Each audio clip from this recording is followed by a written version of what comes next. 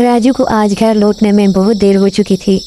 रात के तकरीबन 11:30 बज चुके थे और वो अकेला सुनसान जंगल से गुजर के अपने घर की तरफ जा रहा था। गांव का ये रास्ता बहुत ही खौफनाक था और इसे बहुत कम लोग इस्तेमाल करते थे। रात को राजू को महसूस हुआ कि उसके पीछे कोई साया है और वो साया सामने वाली कोठरी की तरफ भागता है। राजू उसके पीछे आता है। वो महसूस करता है जैसे कोई अंदर बैठा हो और बातें कर रहा हो।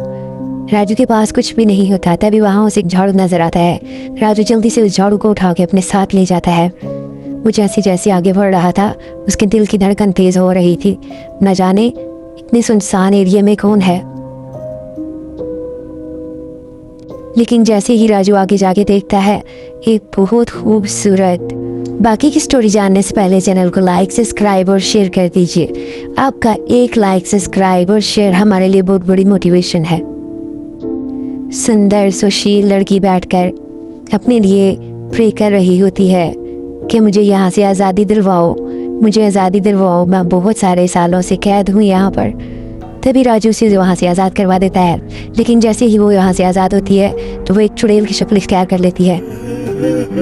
राजू ये देख कर बहुत ज़्यादा डर जाता है और वो वहाँ से भागने की कोशिश करता है। तभी चुड़ैल उसे कहती है, यहाँ आज तक जो भी आया वो यहाँ से जिंदा वापस नहीं गया, तो तुम कैसे जा सकते हो?